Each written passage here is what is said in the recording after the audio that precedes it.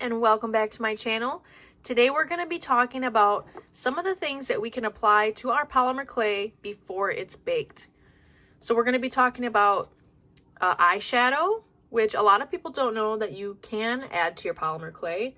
And this also is kind of like glittery. So glitter is another thing that you can add to your clay. Paint is a good one where people don't know that you can actually paint your pieces before you put it in the oven. We have some alcohol ink. We also have chalk pastels. So I'm going to do a few little tests here just to show you what it looks like when you're applying these things. So we can start with the eyeshadow. So this is a weird one where people don't realize that you can actually add eyeshadow to your polymer clay. This is just an old eyeshadow that obviously I don't use anymore. I would not recommend doing your crafts with your cosmetics and then reapplying them to your face. Let's just go with this color here. You can actually just apply these right to your polymer clay. Sometimes the finger works as well, sometimes better than a brush. Let's do a white maybe. So you can see it works very well. It's the same concept as mica powders, but sometimes maybe mica powders are not in your price range, or maybe it's just unobtainable. Here I have a whole set of mica powders and flakes and glitters. Next, let's talk about chalk pastels. You could take your pastels and simply take your brush and brush onto your clay if you want a subtle effect.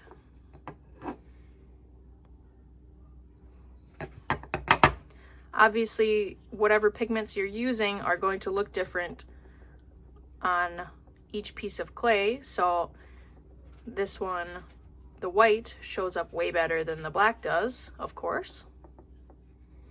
Again, you can use your fingers to apply the pastels. These are just cheap ones from Walmart, so they're not that pigmented, but it works if you're on a budget. Next, we can talk about our alcohol inks. I just have a yellow here.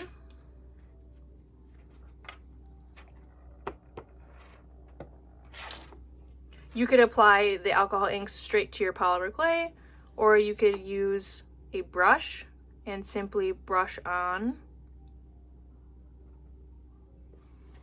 And you can see this yellow is very translucent, so you can see the clay underneath. You could mix your mediums and do really fun things with the alcohol ink. When you're cleaning your brushes after using alcohol ink, I would recommend using isopropyl alcohol. This one is obviously pink. I've been using it for my projects, so I do not use this for medical purposes. It's strictly for my crafts. And that is what I would use to clean off your brushes after you work with alcohol ink. Okay, next I would like to talk about paint. There's a lot going on with paints and polymer clay, a lot of information. I use just the cheap Apple Barrel brand. I don't use any expensive acrylic paint. You have to use water-based paint. Oil-based paints do not work. With paints, you can paint your polymer clay before it's baked. You have to be aware of a few things though. Gloss paints, it'll say right on the front, gloss. These do not work with polymer clay. The gloss paints react really weird with polymer clay, baked and raw clay. It doesn't dry. It becomes sticky, tacky. It never dries. I don't know why, but this is my only gloss paint, and I use neutrals a lot, and sometimes I accidentally pick this one up and use it on my clay, and I regret it. So always use matte acrylic paints.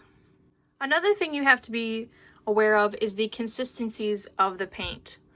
Black paint tends to go on very smooth, it just glides.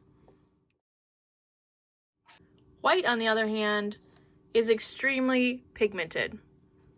It goes on kind of chunky. I have a lot on there, so it goes on well. But white will crack on your polymer clay. I like to paint on my sculptures, and sometimes I have to move my sculptures around. Like my snakes, for instance. I sometimes paint my snakes before I bend them into place. I have to be aware that if I use a white paint or a yellow paint, sometimes even orange, that my clay could crack because the paints are so thick and so pigmented that it just cracks the clay. It dries on the clay and then it doesn't stretch. This black paint, it will stretch with the polymer clay. So I'm going to do one little test piece here, and I'm going to paint a black stripe.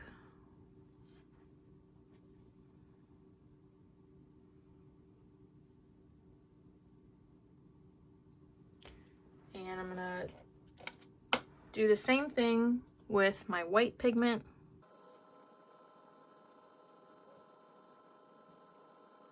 I'm also going to use this orange color to do another test because the colors change sometimes. Usually it's the lighter colors, so orange, yellows, reds even. I know that's not a light color, but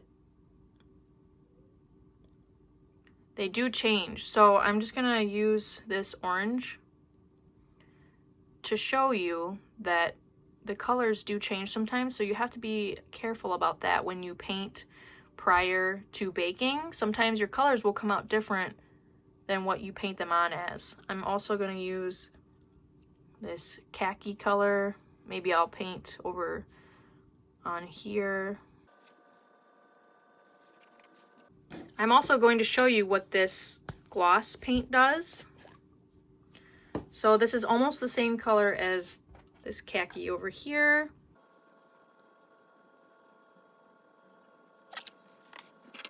So now that I have all my sample pieces baked, this one is almost dry. We'll wait for them to dry on here on the raw clay, and then I'll do kind of a wiggle test to show you that the white paint and maybe even this orange might crack a little bit.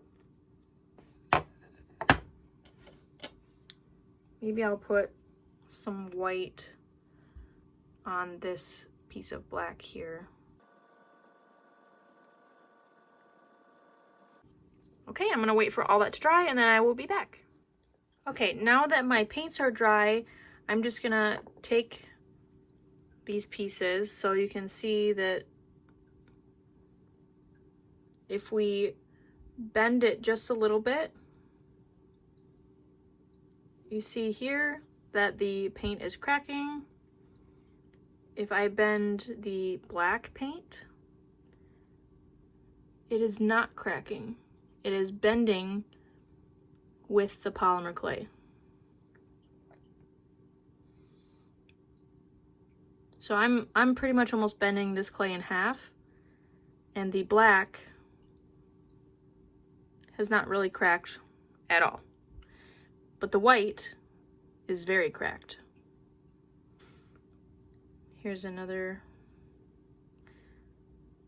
So if I'm bending the clay, you can see those little tiny cracks. And the orange actually is holding up as well. But the white paint is severely cracked.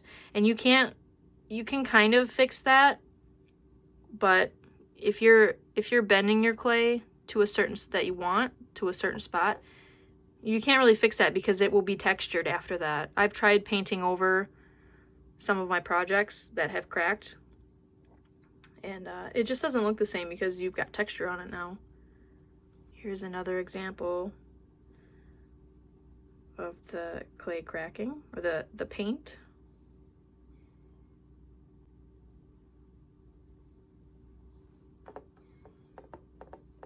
Okay, I am back and my clay is baked. So we're just going to kind of take a look. When you use pigments like this, you will have to seal. All of this will need to be sealed with a polymer clay safe sealer.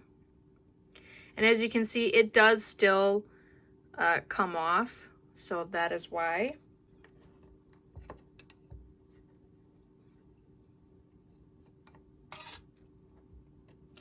I really like using these alcohol inks to color the clay.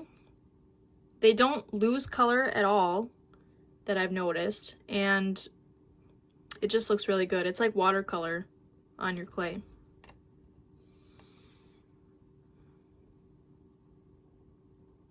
Here you can still see the cracks in the clay.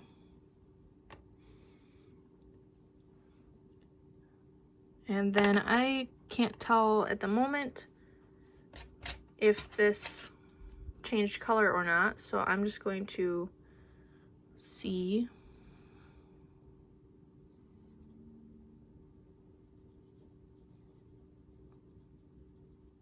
I don't think it did actually. I think this one stayed. But some colors do fade, and that's just something that you'll have to experiment with when you're doing your projects. And the last one here, I know it's going to be hard for you to understand the stickiness of this gloss. It's hard to explain, but it's definitely still, yeah, see, it's tacky. It almost sticks to my finger. Yeah. So it's definitely, this is the gloss side. It definitely stays tacky, and it's not compatible with polymer clay. And it's not just because of baking. I've tried